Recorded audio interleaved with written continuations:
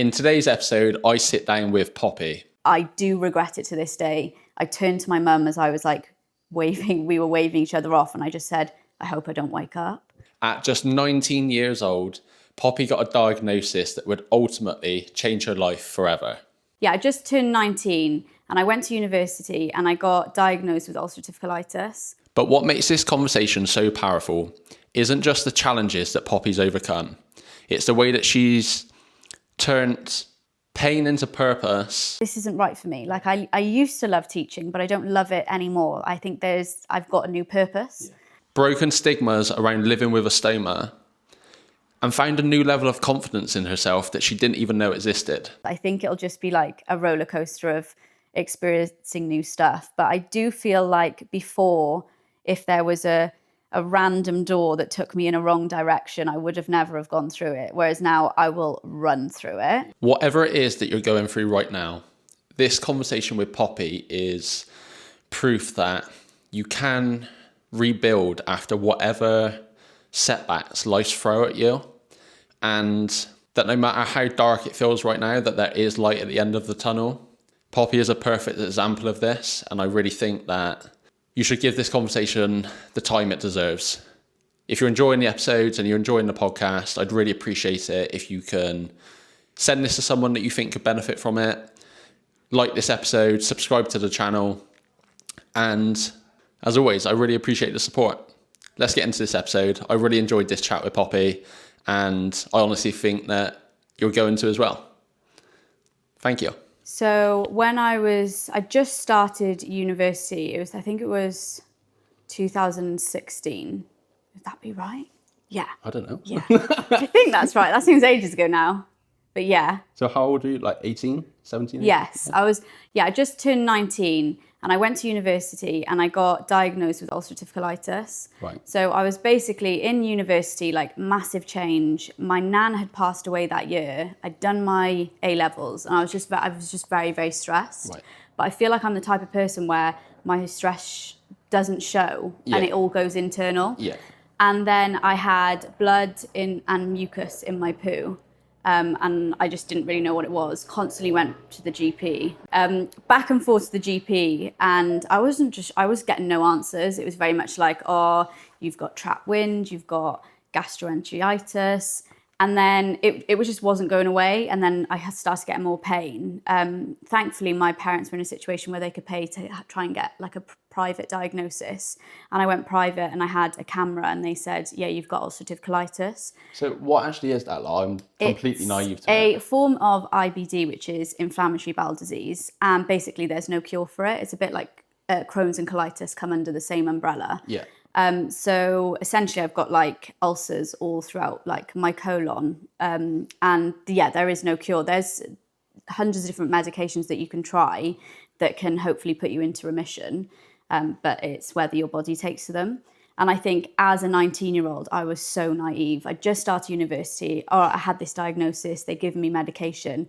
And quite frankly, I just used to take the mick out of it. And like me and my friends used to joke, and I was always known as like the poo girl. And it's just like, that was it. And I thought I just had a bad tummy. I didn't think how impactful it would be on my life. Do you think that was sort of your way of like, not dealing with it, but like suppressing it almost, like take the mick, so. Like self-deprecating, like take the mick out of it? I've always been the type of person, if I make the joke about it first, then no one else can make a joke about it. So I feel more in control. So I feel like I was very, very naive, and then was on medication for years, started on tablets, then had to inject myself, then had to go on infusions. And throughout all this, I went on steroids, and they were like hardcore 10 weeks of steroids. Yeah. Like I was taking up to 12 tablets a day at one point. And then I had this flare up in December 2021 and I kind of just thought, okay, blood in my poo again, really bad stomach.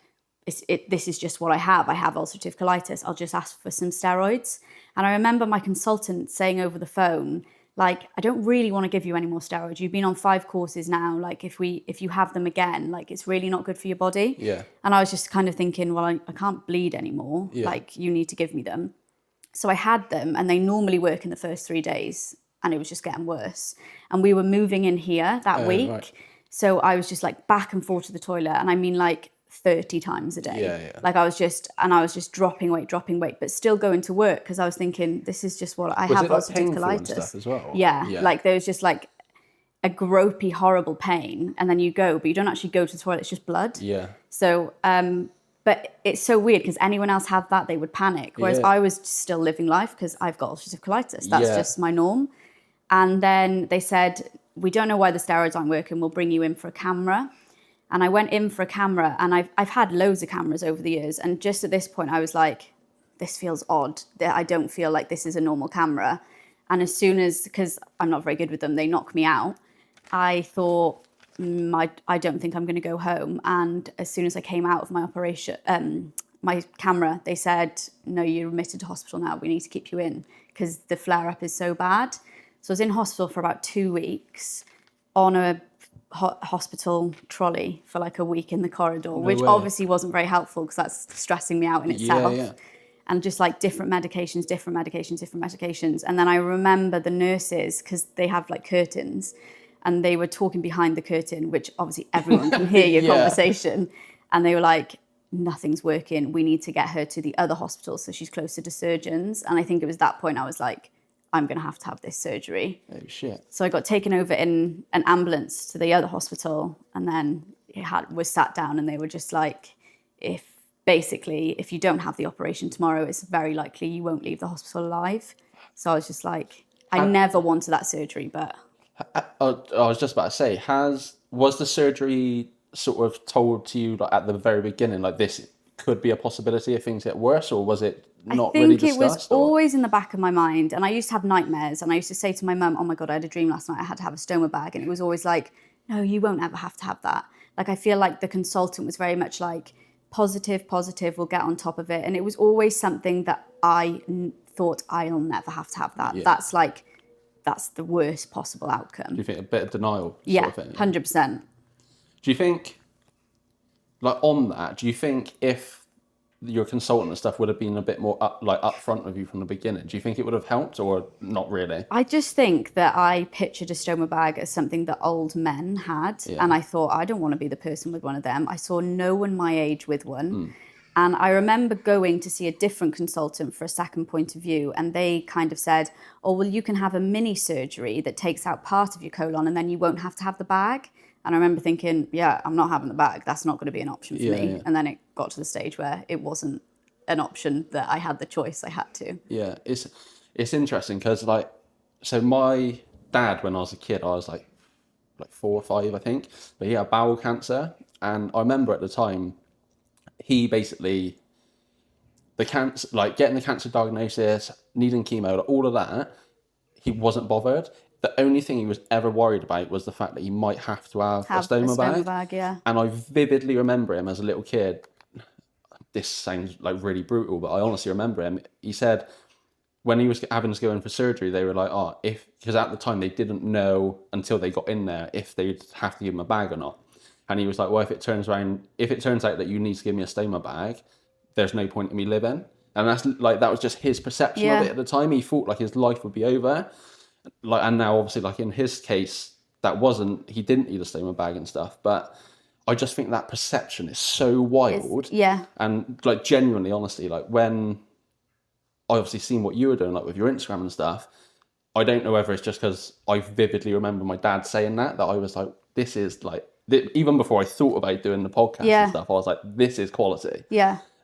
But I kind of wanted to talk about a bit more. I seen on your Instagram, you posted something about the day they told you about having that you needed to have surgery. You screamed the place down, and the girl next door would come in. I can just remember it so vividly. Yeah, tell me about that. So before I got taken, it was COVID time. Right. So I wasn't allowed any visitors. Okay. And my mum was hilarious because the only reason I was allowed a visitor was if you were under 16. Right. I dropped down to 5 stone. No. I looked about 12, and all the nurses were like, don't worry, Father Christmas is on his way soon.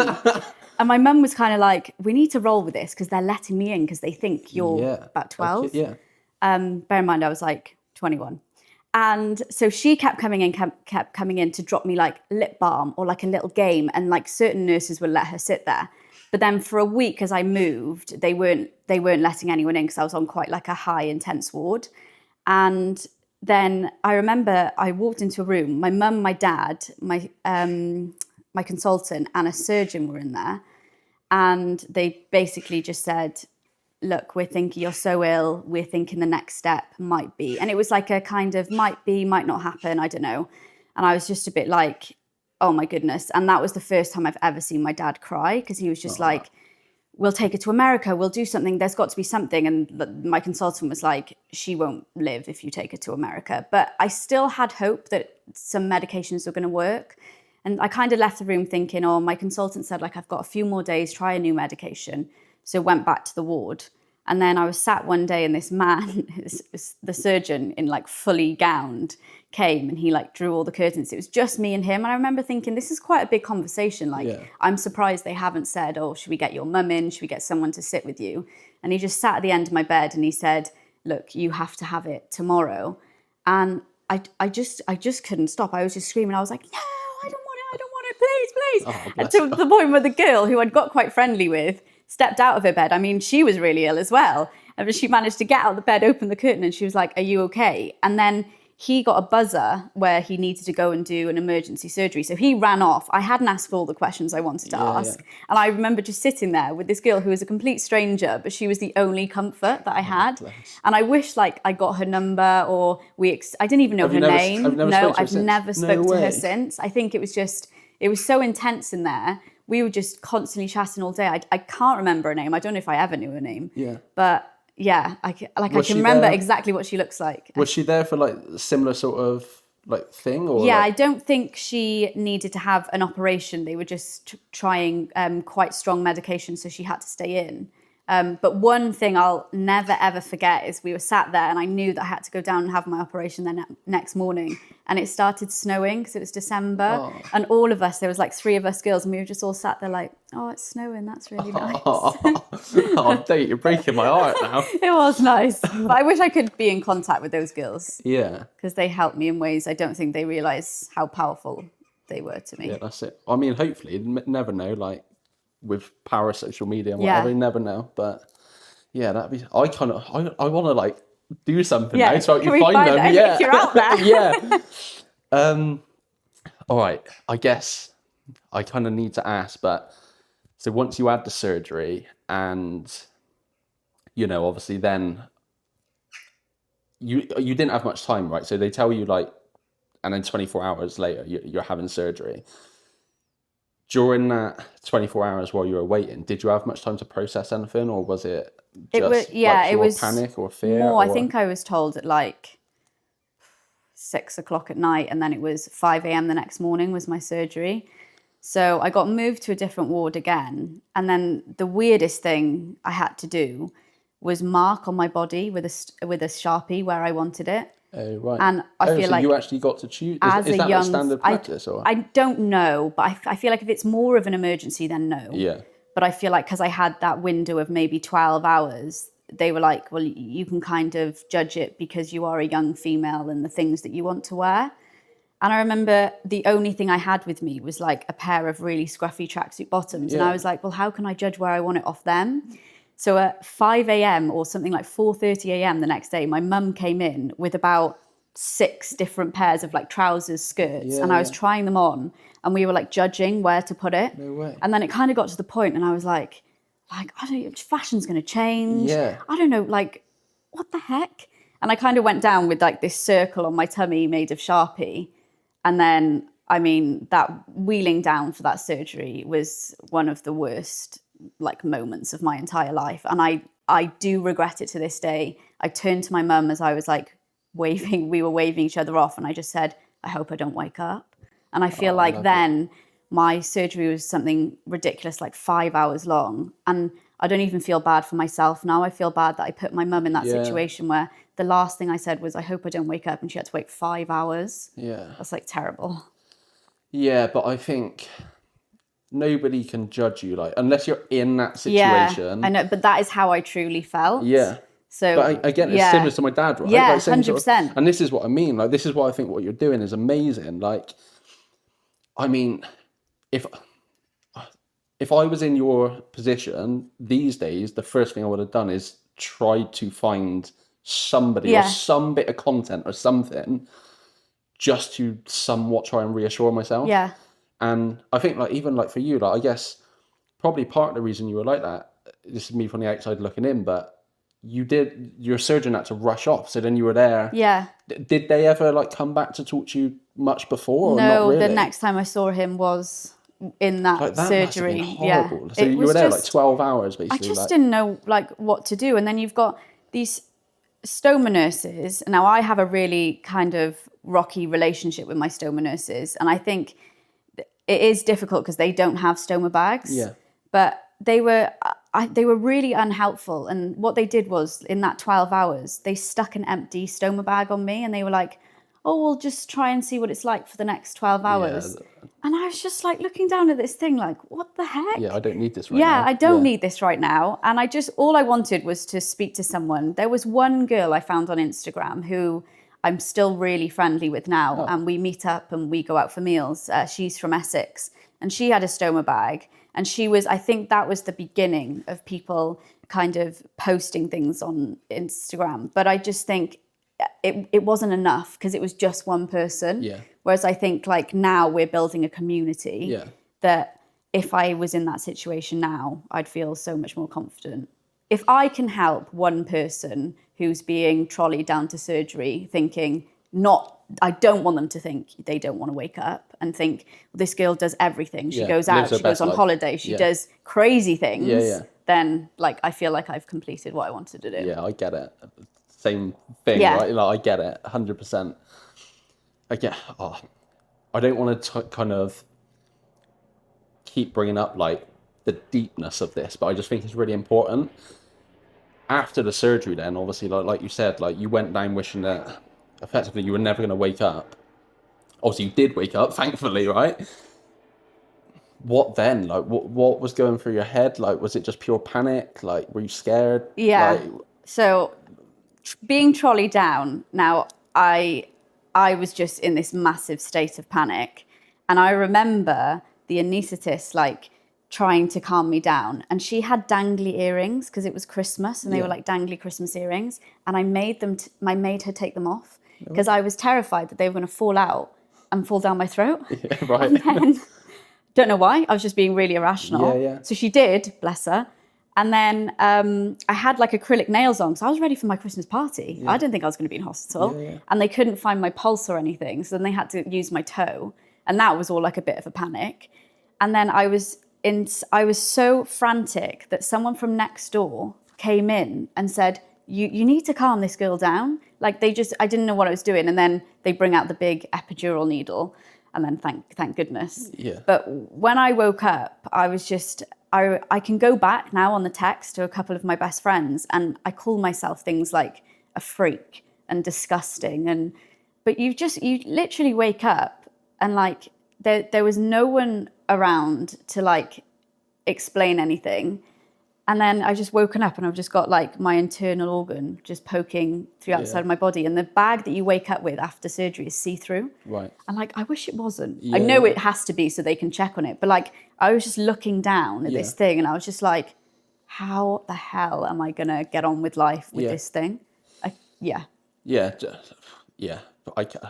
can't imagine. And I guess my next question is like, how did you process it? Was it a case of like you just needed everyone around you to like reassure you and tell you it's all right, or were you even open to that? Did you want to hear it, or did you want? Because I think like sometimes people just want to wallow a little bit, and like you're allowed to do that, aren't you? Yeah. You're allowed to just feel sad. And what was your sort of process? Like, did you just need some time, or did you need to kind of be like picked up by everyone? So I didn't want anyone to know. So I only wanted my close people to know. So Zach, obviously I'd been with Zach at that point, like 8 years, I think it was. And I didn't want him to tell his parents. I didn't want anything. And then I convinced myself that he was going to leave me because like in my head, how could you ever love someone who's poos in a bag? So that was my first thing. So I think at first it was like almost reassuring myself that the people around me won't leave and they will still love me. And then I started to tell more friends, and that was okay, but like none of them really knew what it was. Yeah. And I remember like a close friend being like, oh, so is it like a peg? Is it like a plug? And I was like, no, it's like my organ. And like, I know some people, obviously their reactions, they don't mean to, but like a couple of people were like, what? And I was thinking, are you serious? Yeah. Like this is what? really hard for me to tell you Yeah, this. and I just remember like telling a few people and then like feeling more comfortable about it, but like I didn't want anyone else to know, like just my close circle. And for ages I just thought, like, I think like I could get through life with just them knowing it. And then I'd bump into someone and they'd be like, oh, we heard you were in hospital, like how are you? And I'd be like, oh my goodness, what am I going to say? And then I went on holiday with my mum and I wore all swimsuits because I thought I don't want anyone around the pool knowing. And I just needed some sun. And so me and my mum went away. And I bumped into a girl on Instagram who had a Stoma bag in a beach bar. Oh, right. And she was like, why haven't you got your Stoma bag out? And I was like, I'm not getting it out. I don't want anyone to know. But she was someone who I'd like confided with online. She was like, oh, what? And you just randomly... random. Wow. Like she was just sat there and I was like, oh my goodness. And then we sat together and we had like a strawberry daiquiri.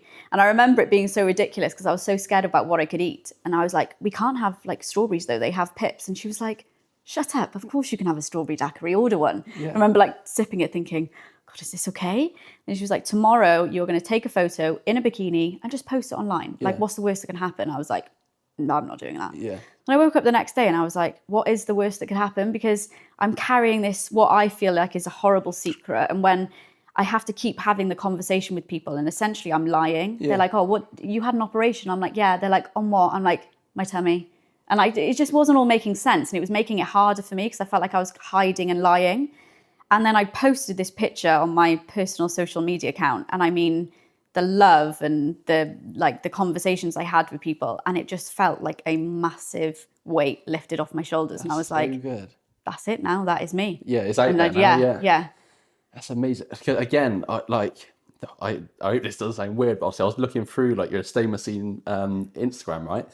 And like something that actually grabbed me was you made a post and it was like all of like you went away with like all of Zach's friends or something, and you were at the beach and you said like I think I wrote it down here, but yeah, effectively that you were really afraid to tell Zach's friends about it. Those are the people that I was most afraid of. And what was it, like fear of like being judged or misunderstood? No, I don't even know if I was like afraid that they'd say something to me. I was worried they were going to say something to him. Right, okay. And I think it was like, I was worried that he was going to be embarrassed and they were going to be like, oh my God, your girlfriend poos in a bag, which obviously none of them would ever say. Yeah. And for him to be like stuck in a situation where he felt embarrassed by it. And that's what I think I feared the most. Like, I don't really care if someone says it to me. Yeah. But like, I was more worried about how he would, I don't know, deal with those conversations, I think. Did you ever speak to Zach about that though? No, So I don't. so Yeah, funny, it is, right? isn't it? And like again, I think like this is important. Like if anyone has gone through or is going through sort of the same situation as you, if you have got that fear, just speak to your partner maybe. Do you know what I mean? Like, I know, yeah. Yeah, it's so And mad. and I think that's where the jokey side comes from as well. So like if I meet someone now, my thing is, oh yeah, I poo in a bag. And I feel like I try and get it in quickly before anyone else can say anything. And I feel like that was the whole thing with Zach. I tried to make it a joke so that if anyone did bring it up, we could just kind of laugh it off. Yeah. So as much as obviously you met that girl on holiday and like, would you say that that was like a massive turning point for you, like a pivotal moment? Like, yeah, 100%.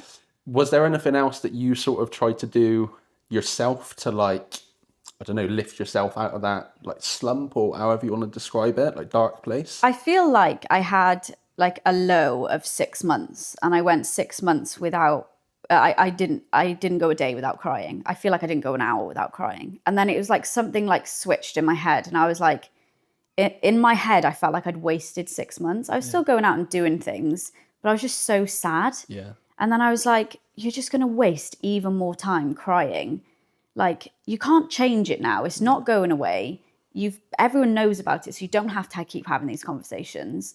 Let's just get on with it. And I feel like then it was a turning point. And then obviously I still had my ups and downs, but they were just coming like less and less frequent. And then I started to call them waves. So I would have what I would describe as like a wave of sadness, and like it could last like a week, maybe 2 weeks, or like it could last an hour. Yeah.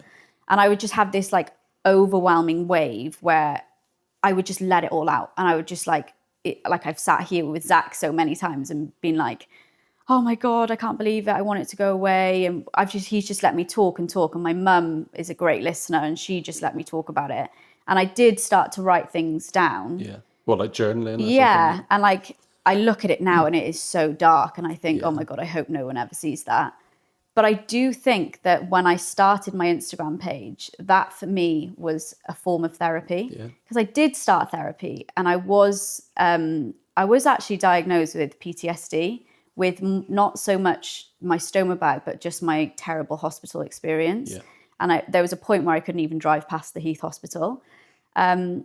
But I remember sitting down in therapy, and the therapist said to me, oh, what is a stoma bag? And I remember thinking, am I really here to like teach you? Yeah, like, I don't want to drag all that up again. You'd think as a therapist, was that like the first time they seen you? Or That was the first time they saw me. And then they and don't get me wrong, they are like experts in their field. But she said something like, pretend you're in a car and you're looking at the rear view mirror. And I remember just thinking, this is not helping me at all. Like it might help someone, great, but it was just not helping me. And then the most beneficial thing for me was sharing my story online. Yeah, that's wild. Like I don't understand what you've been through, but like I feel it weirdly. And yeah, I just think like surely as a therapist, me personally, logically, I'd sit there and just be like, right, let's get through today. And then I'm going to go away and just research this. So the next appointment or the next visit, I understand a little bit more. Like, I don't know what would go through someone's head. Like, even if we weren't here today and, I don't know, just, back then you started confiding in me, I would just let you unload on me. And then I'd go away and be like, right, I need to that's not the time to sit there and ask you questions about something that you're still trying to process, surely. That baffles me a little bit. What was it like? So sort of, you started posting online, you started that was like your form of therapy and stuff. And naturally, I guess this is a bit of a hard topic, I think, but how was it then? You said that the first time you posted, you got lots of really positive comments and stuff like that.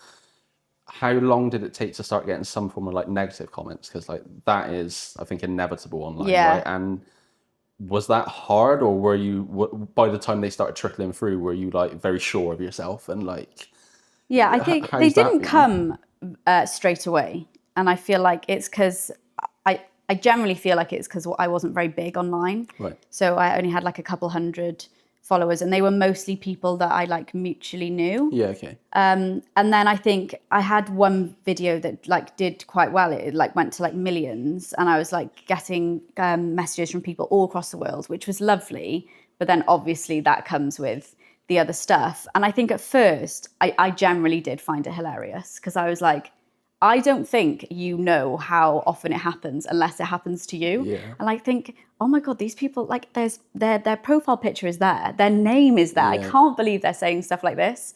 And then I think as it went on, it did make me doubt, or am I sharing too much online? And I had a lot of, because obviously you can't see my stoma bag unless I'm in in outfits that you can see, and mostly swimwear. Yeah. And I had a lot of people saying why are you getting your body out?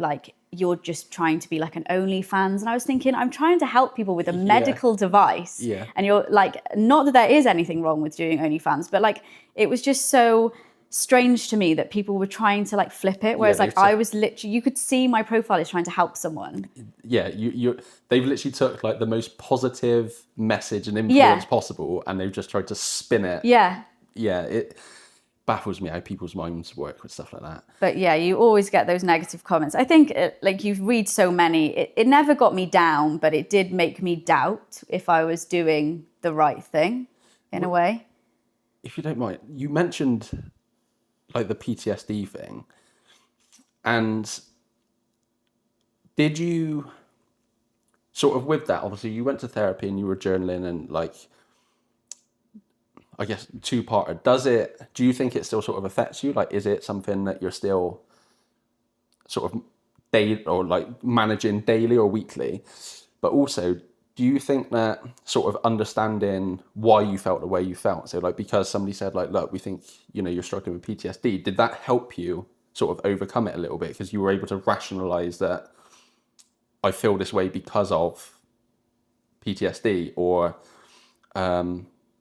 yeah, I don't know, like what was that like? So I think like day to day now, generally my stoma doesn't bother me at all, but I still do get an off day where I think, oh God, it's so annoying. Like I have to change it every other day, and I think I wake up tired because I've been up 2-3 times with it in the night, and I just think, oh God, what do I do to go a day without this today? But I think the main thing, and I literally had a conversation with my friend this morning about it, is it's not even the stoma bag itself, but I think it's how the stoma bag like affects my life. The fact that I don't get a full night's sleep anymore. The fact that I do find like I am chronically fatigued. The fact that like being spontaneous is a little bit more difficult. And I think because people see me presenting so well, Yeah. I think something that I find hard is that people forget. Yeah. Whereas at the beginning, I'd be like, oh my God, people have forgotten I've had a stoma bag, win-win. Yeah. But like sometimes I'm like, I'm exhausted. And like, I think everyone's like, yeah, we're all tired too. And I think, oh, I know you're all tired, but like Yeah. not saying like I have it worse, but also I think people forget that you have all the other things because I think they just think I'm cured now. Yeah. Whereas like living with a stoma bag, it can be tough, especially in like summer, the heat. You're more prone to be dehydrated, and it's just like staying on top of it all, staying on top of my supplies. Like it can be draining. And then you get one of those days where you're exhausted, your stoma bag won't stick, you've had a leakage, someone says the wrong thing to you, and you just kind of think, no, I'm not coping with this very well. And I do have down days where I do cry a lot, and I think it takes people off guard because they think, oh, she's done so well. She's still, and it's not that I'm upset about my stoma bag, but I think it's like, you just have those days where you just think, I'm not coping with this well today. I think something I read this, I seen it again. I seen it when you posted it, and I seen it again this morning. And I read it to my wife, and we were both like, "Wow, this is unreal." But you put, and I quote, "The butterfly effect is wild. If I didn't have emergency surgery, I would have never experienced my full potential. Now I've got a new level of confidence and a direction in life." That literally, I read this about 15 times in the past like 2 days. I think that's so beautiful and so powerful. Thank you. Like, everything you've been through, when did you kind of come to that outlook on everything? Was it, I know even when I asked this, but I know it wasn't just a nice upward trajectory of like No. from rock bottom to like sky high. Would you say that you've kind of like figured it out now, or you're still figuring it out, or do you think you'll ever figure it out? Yeah, I don't know. I feel like I went back to work. So I was a primary school teacher. So I was off for like the majority of 6-7 months. And then I went back and I was like, I can't get over how amazing I feel. Like I'm so well, Broke up for summer, then went back again. And I kind of just thought, is this what I want to do forever? Yeah. Like I've had one of these moments where essentially I was told like, you could possibly die. And I was like, I think there's more to life than this. And I kind of stayed teaching for a year.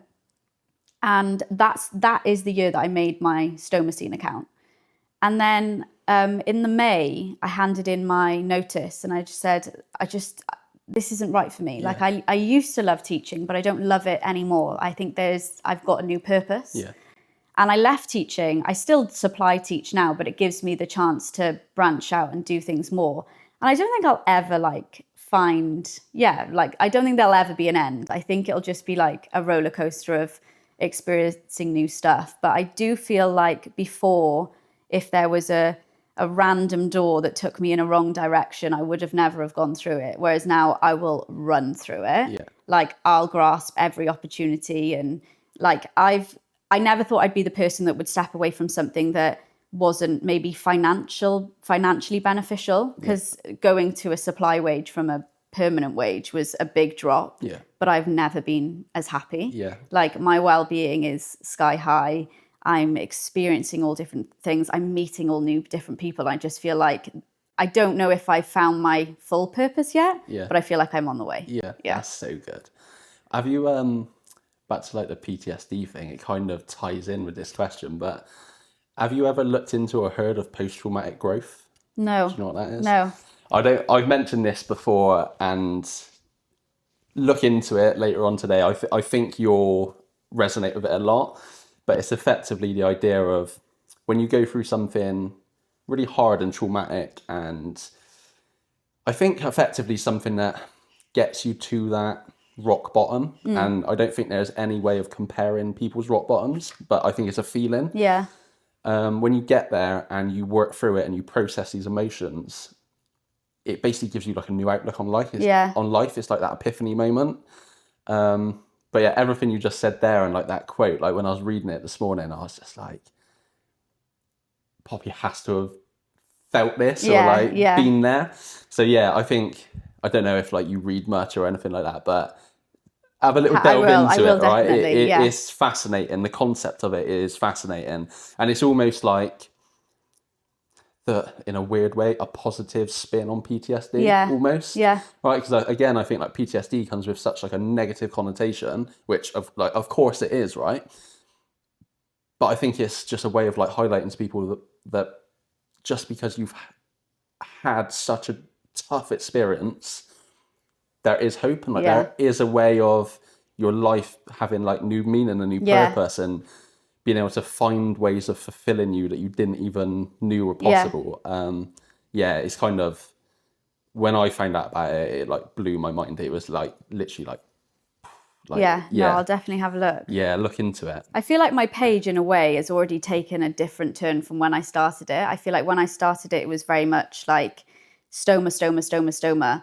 And then I kind of sat down a few months ago and I kind of thought, what would someone in hospital like to see? And there are other stoma advocates online who share their actual stoma. So I only choose to post my bag, and I'll hold my hands up and admit it's because I'm embarrassed of what my stoma looks like. I don't think I'll ever show it online, but I still show my bag. And then I kind of thought, what would have I liked to see in hospital? And I knew that seeing an actual stoma in hospital for me was actually a little bit traumatic. I didn't want to see what it looked like. I just wanted to see the bag.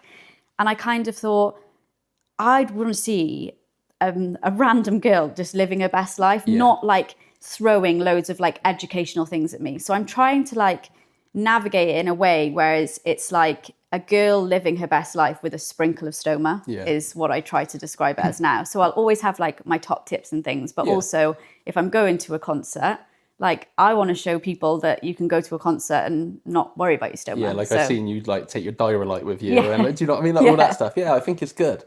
And do you think by you being able to show the positive side of it, it almost motivates you to be more positive? Yeah. Because it's like it's not the fact that you're doing all this stuff just to make content. Yeah. But the two kind of like marry each other very well. And I feel like my page, I would hope it comes across very truthful, because I feel like if I do have my down days, I will post them as well. Yeah. Just to show people, because I think I get lots of messages where people are like, I wish I had your confidence. I wish I could do this. And I'm like, I couldn't do it though. Yeah. Like it's taken me a long time to get where I am. And by the way, today I've sat and cried for an hour because my stoma bag won't stick. So I want to show people like it isn't all like sugar coated, that I do have my roller coaster of days and my waves of sadness as well. So yeah, I hope it comes across quite truthful. Yeah, I think like we were just saying before we started this, like we kind of don't really know each other, like we kind of do. But you know, like just from like the bits I've seen, like I definitely think it comes across as like genuine and thoughtful, and I genuinely think that I can see that the message is that you're just trying to help people. Yeah. And I guess like back to like those people that leave negative comments, like fuck 'em. Yeah. Like, do you know what I mean? Like, but anyway, like I guess on that, like what's kind of life like now? Like, are you healthy? Well, like is it? I know you obviously you've said it's like always going to be sort of ongoing, but is life better since? So much better. I think something people don't realize is so you can kind of have it as a double op, but my surgeon didn't do it. So I still have my rectum. obviously it doesn't work. Right. But I still have ulcerative colitis in my rectum. Okay. So I essentially get flare-ups in a way. They're nothing as bad as they used to be, but I still like slightly medicate for them, but it's like 10 times better. But that in the back of my brain, I always have that thought of, in the future, it's likely I will have to have another operation, but my surgeon won't do it or perform it on me until I've started a family, because it just gets very close to those bits of your body. Yeah. Now you've mentioned it, like this morning, when I was kind of prepping a bit for this, I sort of did wonder that, and it is a very personal question, but yeah, I think, yeah, that when you kind of first got told about, again, needing to have surgery, was that something that you thought of pre-surgery, or is this just like all questions and thoughts that's happened like after the fact? No, I think it definitely was something that I considered. I've always wanted to be a mother and start a family, and I just think that, like, I think there's like one other influencer online who's got a stoma bag who does show that she's pregnant with a stoma bag, but I just think it's such a, like, pregnancy can be such a difficult thing anyway. Yeah. And it is something that scares me, and I would hope that my stoma bag or my condition wouldn't affect any of that. But it is constantly in the back of my mind. And I think for anyone my age now anyway, any young female I feel like we do sometimes have that ticking time bomb, where we, like, social media is very much like, you need to have a baby in between these years of your life. And I just think it's just an extra add-on. And to say that I don't worry about it quite a lot would be a lie, because it is something that is constantly flicking through my brain. Yeah. Is that something, again, like, have you managed to talk to Zach about this? Yeah, that's something, like, we're very vocal about. I think that if we're getting married next year, and I think that if we weren't getting married next year, I think it would be something that, like, we would potentially start trying now, just because then I do have that panic of, oh my goodness, will I be able to have a healthy baby, which, touch wood, will be absolutely fine. But I just think it's always something in the back of your head. Yeah, that's tough. It's so weird. Me and my wife, like, we're just expecting our first now, so it's so funny. Like, I've been having these conversations with people, and people mention things now, and for the first time I put myself in the mind frame of a parent. And I think in some respects in the mindset of almost a mother, because I'm like seeing my wife go through it, right? So, if we would have had this conversation a year ago, I really probably wouldn't have even thought about this. So it's really interesting to me. I've just been on holiday, and when I was in a bikini round the pool, obviously had my bag out, a lady came up to me and she said, "I hope you don't think I'm staring. My daughter's at home and she has a stoma bag, and she's expecting a baby in 4 weeks." And just, like, I haven't spoke to anyone who's been pregnant with a stoma bag. And I was just like, tell me everything. Like, is it affecting it? And she was like, no, not at all. Like, they thought maybe all the medications that she'd been on would struggle to conceive, but the stoma's fine. Like, your stoma gets bigger naturally as your belly gets bigger anyway. But it was just so nice to, like, and she could, like, answer everything. And I was like, I want to say, like, can I have a number? Like, I just want to, like, message it. And I just think that hopefully if we are lucky enough to have a baby, I'd love to, like, document that for other women who are feeling how I'm feeling now. That'd be amazing. Yeah. Do you think this obviously kind of, like, in some ways what you're feeling now, like the unknown of like pregnancy or like conceiving and that sort of stuff,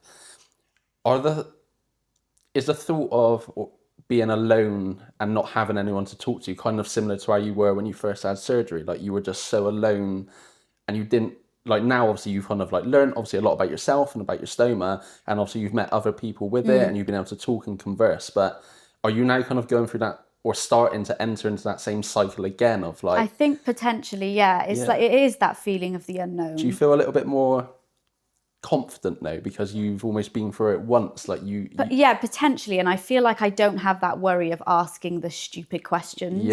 So, like, I was embarrassed to ask things like when you have a stoma bag, like, looking at, like, maybe, like, being intimate again, and, like, who do you ask those questions to? Whereas, like, if I get so many questions about that on Instagram, and I'm like, they say, "Oh, sorry for asking a stupid question." I'm like, it's not a stupid question. Like, no question's a stupid question. It's like a fundamental point of life. Like, of course you'd be worried about becoming intimate again.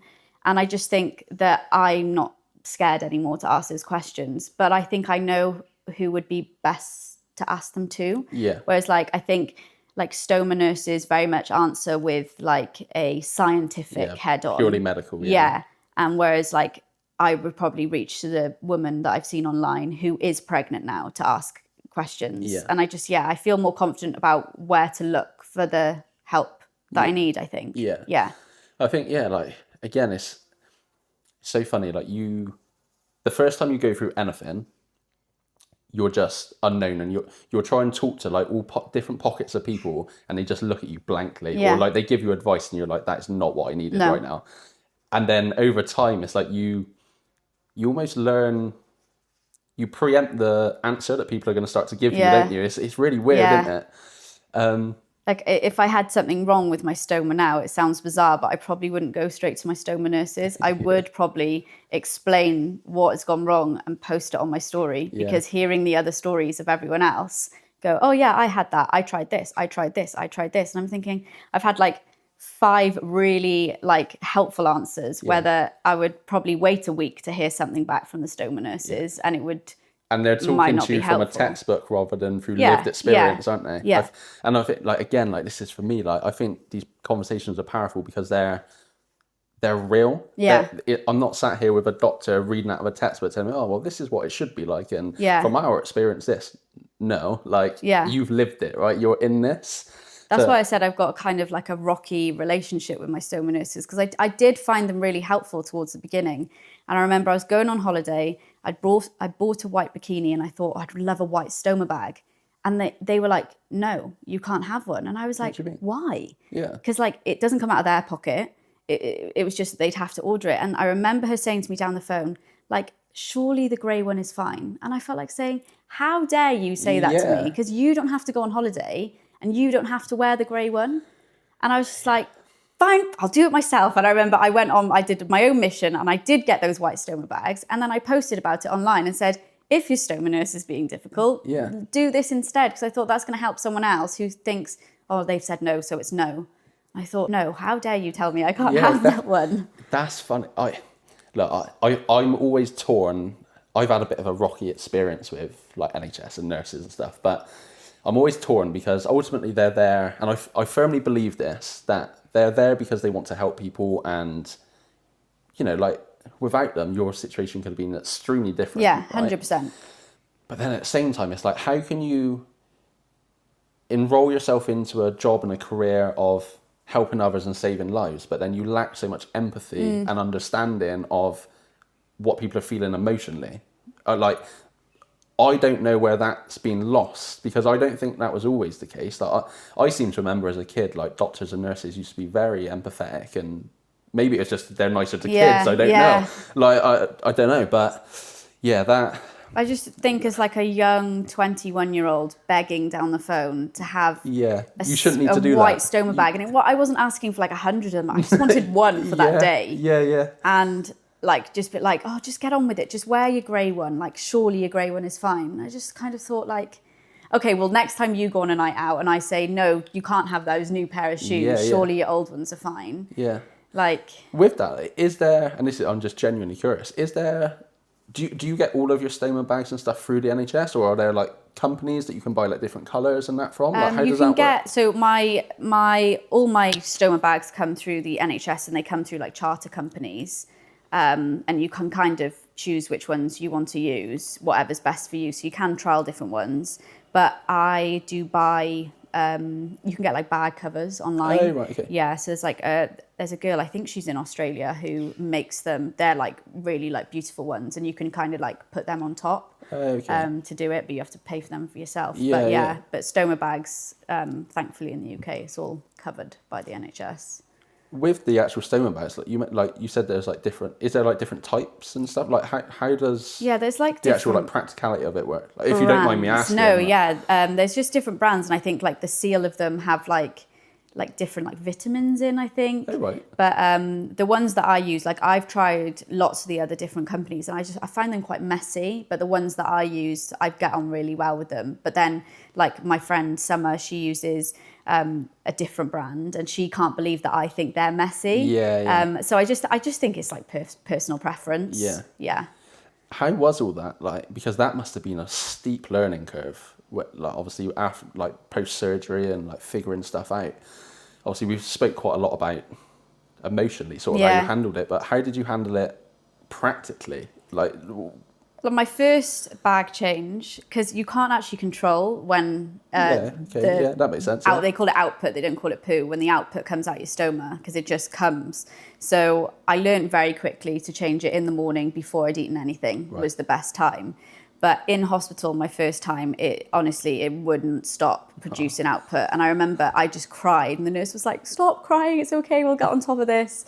And I was just thinking, this is awful. Like, imagine doing this at home on your own. Yeah. And then the only way they'd send you home is if you could change it once on your own, which I kind of thought in my head, oh, that's really good. But then I thought, once? Yeah. Like, I'm literally going home with what felt like an alien on my body and I only have to show you that I can do it once.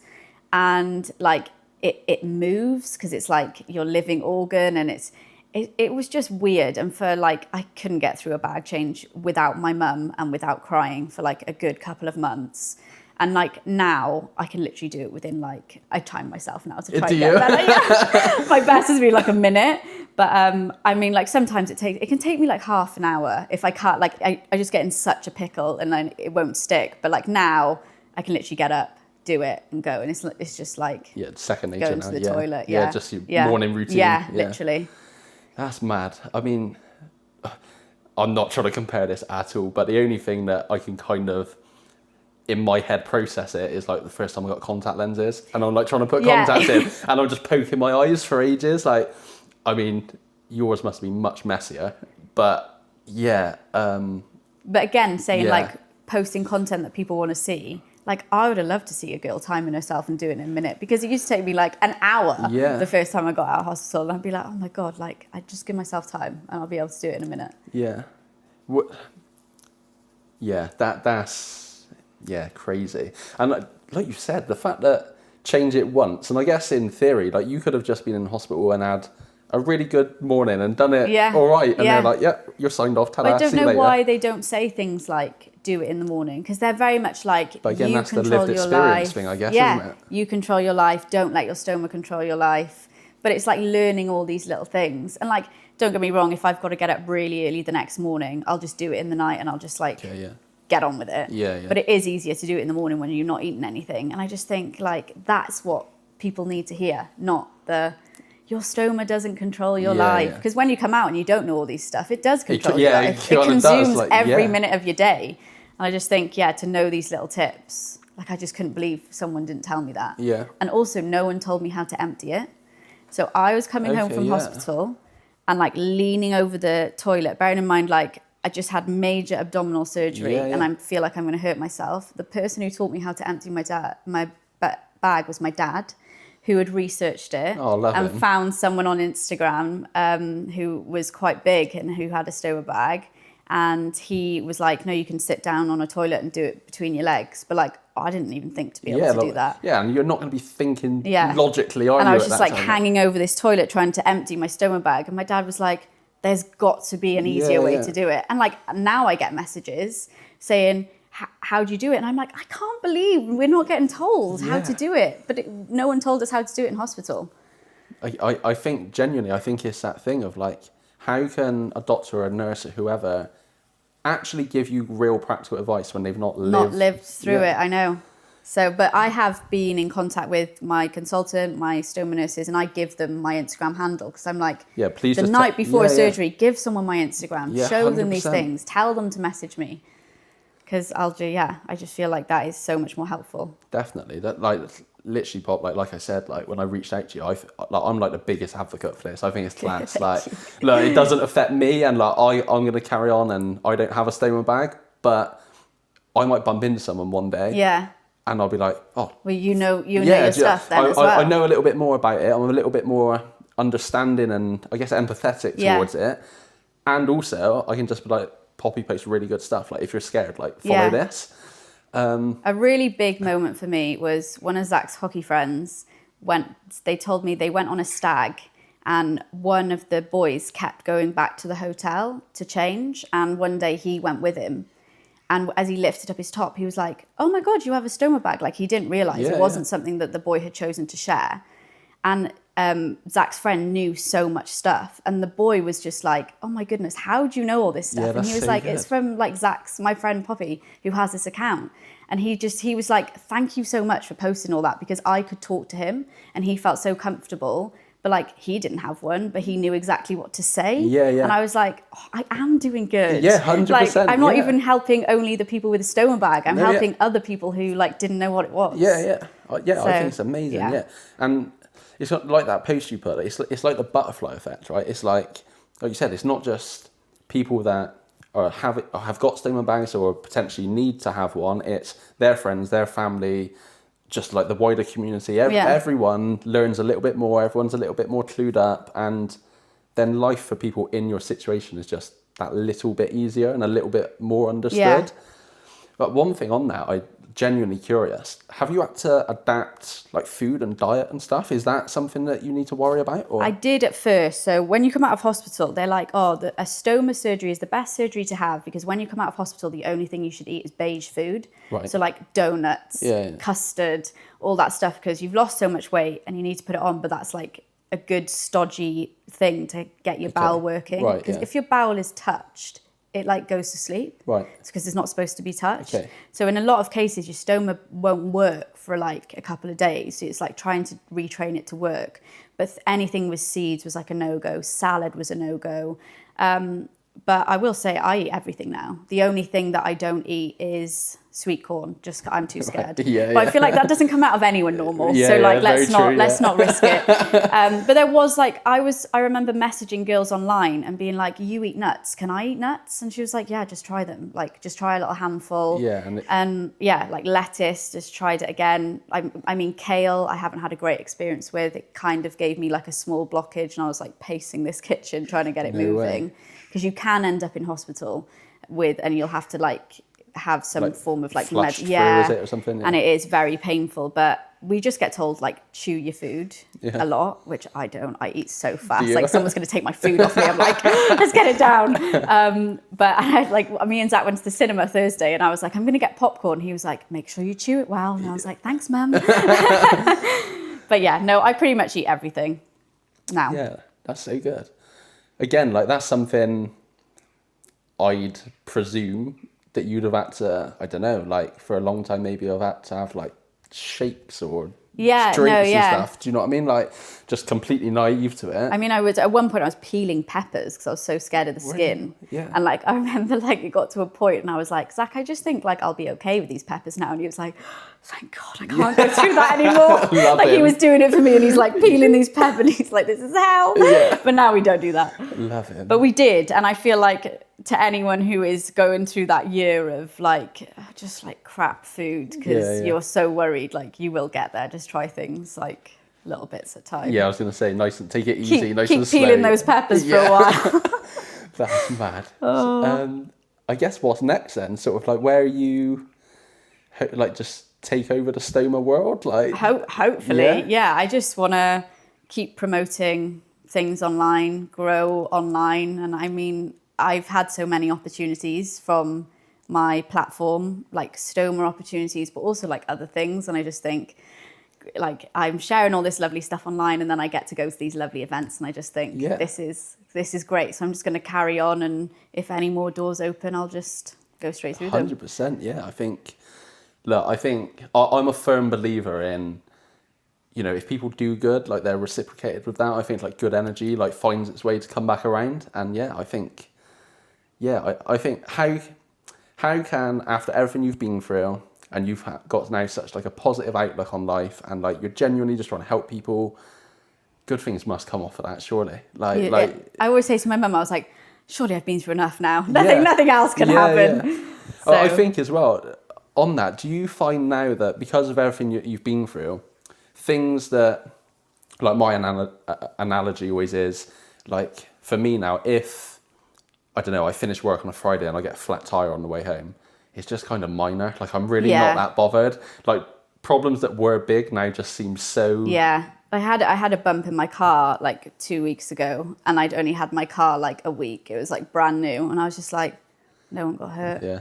Oh, it's a car. It's Yeah, a we'll bit of fix it. metal. Yeah. Like, it'll be okay. Yeah. Yeah, if things don't get done, I'm like, oh, it's not the end of the world. Prior to all this, would you have probably had like a meltdown? Yeah, absolutely. Yeah. The only thing that I have a meltdown with now is if the house is not tidy and clean. Yeah, fair. But that has a lot to do with, I often don't feel clean in myself. Okay. And like, I've got a bag of poo attached to me 24/7. Yeah. That's the only thing that makes me very flustered now. Yeah, I I can see need that, my yeah. environment to be tidy for me to feel tidy and clean.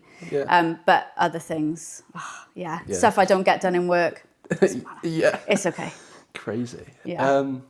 All right, and I guess I'd love to just kind of get... This is maybe a bit of a deep question, but I think it's a good finisher. When you were sort of in hospital and you were, you know, you got presented with the news of, you know, like you're going to need surgery and stuff, what do you think would have been the one thing that somebody could have said to you to help you or like put you at ease? Do you think there is anything, or do you think you just needed this process, you needed to go through it? I feel like if I could have seen like a movie of myself in 3 years' time, like sat here now talking about it and the opportunities I've had, but I feel like for someone just to go like, this is the worst thing that you thought could happen to you, but I promise you it will be the best thing to ever happen to you. And I now say that to people online, and then like 3 months later they come back and they were like, you are so right. Yeah. Like, I am so glad I had this done. That's and so in good. hindsight, if I could tell myself to have it 2 years earlier and choose to have it and like get fit and strong before my op so I had a better recovery, I would have. Because I suffered for so long. Why did I do that? But you never know. Yeah, that's so good, Pop. You definitely need to look at the post-traumatic growth. I will. I'll have a look today. Yeah, you're definitely... For sure. Yeah, connect with it.